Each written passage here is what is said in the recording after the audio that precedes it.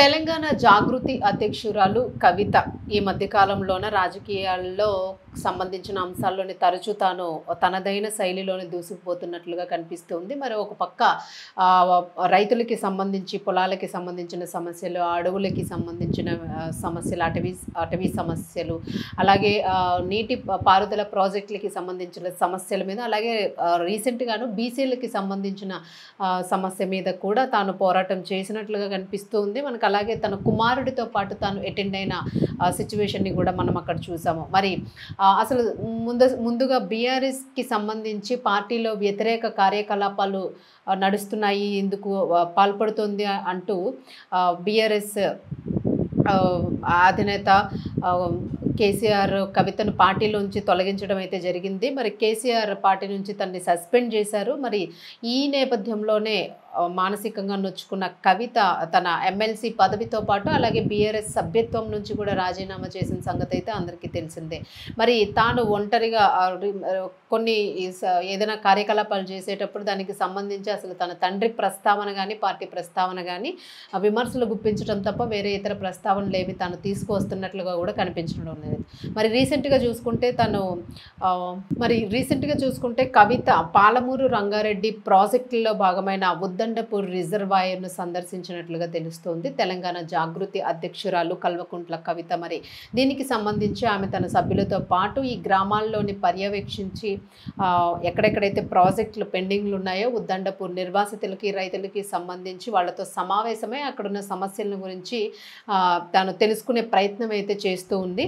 మరి దీనికి సంబంధించి రిజర్వాయర్ను కూడా సందర్శించి ఉద్దండపూర్ నిర్వాసితులకి అక్కడ ఉన్న వారందరికీ కూడాను తాను కొన్ని రకాల కమిట్మెంట్స్ ఇచ్చే ప్రయత్నం కూడా చేస్తూ ఉన్నారు. మరి గత ప్రభుత్వంలోని బీఆర్ఎస్ ప్రభుత్వము లో ఉన్న లోపాలు కానివ్వండి, లేదంటే ఇప్పుడు ఉన్న కాంగ్రెస్ ప్రభుత్వానికి సంబంధించి కానీ అసలు ప్రాజెక్టులు ఎంతవరకు పూర్తయ్యాయి, నీటి సరఫరా ఎంతవరకు కరెక్ట్గా జరుగుతుంది, ప్రజలు ఏ రకంగా నష్టపోతున్నారు, ఏ ప్రభుత్వం వలన ప్రజలు నష్టపోయారు, ఇప్పుడున్న కాంగ్రెస్ ప్రభుత్వం అసలు ఏం చేస్తుంది, నీటికి సంబంధించి కానీ ప్రజల వసతులకి సంబంధించి కానీ ఇచ్చిన హామీలు నిలబెట్టుకునే తరుణంలో కానీ అసలు ఏ పార్టీలు ఏం చేస్తున్నాయి అన్న విషయాన్ని మాత్రం కూలంకుషంగా అక్కడున్న ప్రజలతో చర్చించడం జరిగింది. అలాగే అక్కడ ప్రజలకి ఎలాంటి న్యాయం చేయాలి, ఎలా తన సహకారాన్ని అందిస్తే వారికి న్యాయం జరుగుతుంది అన్న తరుణంలోనే తాను వాళ్ళందరితో కూడా మమేకమై అక్కడున్న సమస్యల మీద తానున్నానంటూ పోరాటం చేయాలనుకుంటున్నాను, తానుండి ముందుకు నడిపిస్తాను అని చెప్పేసి హామీలు ఇస్తున్న పరిస్థితిని కూడా చూసాం. అలాగే ఉద్దండపూర్ నిర్వాసిత రైతులకు ఎకరాకు 25 లక్షలు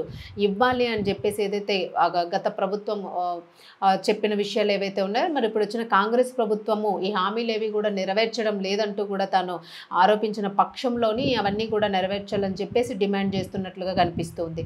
మరి అలాగే ఏ రోజైతే ప్రభుత్వం పరిహారం చెల్లిస్తుందో ఆనాటికి ఆ రోజున్న రేటుని బేస్ చేసుకుని వాళ్ళకి నష్టపరిహారం ఇవ్వాలని కూడా కోరారు. అలాగే 2021 నాటికి కట్ ఆఫ్ పెట్టడం సరికాదు, ఆ పరిహారం ఇచ్చే నాటికి 18 ఏళ్ళు నిండిన వారందరికీ కూడాను ఖచ్చితంగా ఆ పరిహారాన్ని అయితే చెల్లించాలి అని చెప్పేసి అయితే ఆవిడ డిమాండ్ చేస్తున్నట్లుగా ఇక్కడ మనకి క్లియర్గా కనిపిస్తుంది. మరి తప్పు అసలు బీఆర్ఎస్ ప్రభుత్వానిది, ఎందుకంటే గతంలో తాను కూడా అదే ప్రభుత్వంలో ఉన్నారు. మరి కాళేశ్వరం కానివ్వండి, ఏవైనా కూడాను projects, mission Bhagiratha, mission Kakatiya ఇవన్నీ కూడాను గత ప్రభుత్వం ఉన్న టైంలోని ఇవన్నీ కూడా కొంతవరకు పూర్తి చేసుకున్నాయి. మిగిలినవన్నీ కూడా 60% పనులు పూర్తయిన నేపథ్యంలోనే మరి ఆ పనులు ఇప్పటి వరకు త్వరితగతిన జరుగుతున్నాయి, ఆ పెండింగ్స్ ఎలా ఉన్నాయి అనే విషయాల మీద ఈ రిజర్వాయర్స్ని అలాగే నీటి పారుదలకి సంబంధించిన వాటిని ఆ పంట పొలాలని అన్నిటినీ కూడా తాను సందర్శిస్తూ దీనికి సంబంధించిన విశేషాలని ప్రజల దగ్గర నుంచి మంచి చెడ్డల్ని సేకరించే ప్రయత్నంలో అయితే ఉన్నారు. మరి జనం బాటలో భాగంగా పాలమూరు రంగారెడ్డి ప్రాజెక్టులో భాగంగా ఉద్దండపూర్ రిజర్వాయర్ నిర్వాసితులతో అయితే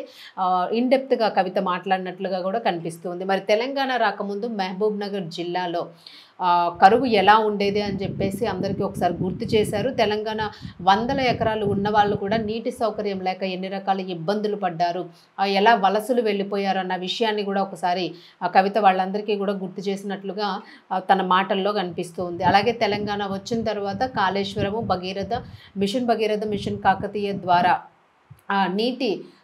నీటి సమస్యని ఎలా తీర్చుకున్నారు అనేది కూడా గుర్తు చేసుకున్నారు. అలాగే చెరువులు కూడా బాగయినాయి. చెరువులు కూడా ఎండాకాలంలో కూడా నీరందే పరిస్థితి కనిపిస్తూ ఉంది. నీరు అందుతుంది. చెరువులు కలకలలాడినాయి అప్పుడు. మరి ఇప్పటి పరిస్థితి ఎలా ఉంది అని చెప్పేసి దీనిలో అయితే మాత్రము ఇప్పుడైతే ప్రస్తుతానికి పనుల్లో జాప్యం జరుగుతుంది. ఇందులో ఎలాంటి సందేహం లేదు అని చెప్పేసి అయితే కవిత మాట్లాడింది. అలాగే కృష్ణా నది నీళ్లు వినియోగించుకోవాలని కేసీఆర్ పాలమూరు రంగారెడ్డి ప్రాజెక్టులను అయితే చేపట్టారు. మరి దీనికి సంబంధించి ఉద్దండపూర్ రిజర్వాయర్తో సహా అన్ని పనులు 80% వరకు పూర్తయినాయి అప్పుడే. మరి ఇప్పటి ప్రభుత్వము వాటిని మిగిలిన భాగం ఏదైతే ఉందో మరి దాన్ని పూర్తి చేయడంలోనే జాప్యం కనిపిస్తుంది అని చెప్పేసి కూడా తాను ఇక్కడ చెప్పడం జరిగింది. మరి అలాగే బీఆర్ఎస్ఆ లేకపోతే కాంగ్రెస్ ప్రభుత్వం అసలు తప్పు ఎవరిది, ఎక్కడ జాప్యం జరిగింది అనే విషయాన్ని పక్కన పెడితే నష్టపోతున్నది అయితే మాత్రము ప్రజలే. అక్కడ పనులు జరిగితే లాభపడేది మీరు, లేదు అని అనుకుంటే జరిగే నష్టం అంతా ప్రజలకే. నాయకులదే ఉంది, హామీలు ఇస్తారు వెళ్ళిపోతారు.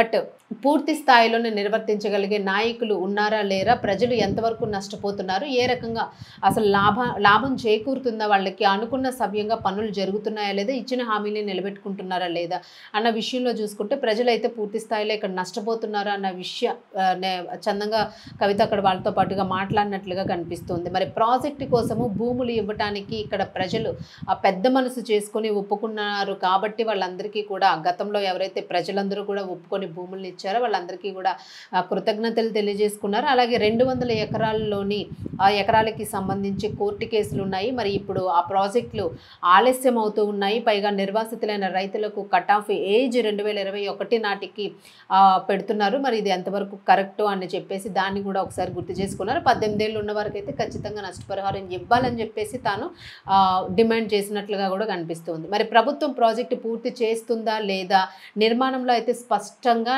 ఆ నాణ్యత లోపాలు కనిపిస్తున్నాయని చెప్పేసి కవిత ఎత్తి చూపిస్తున్న పరిస్థితి కనిపిస్తూ ఉంది.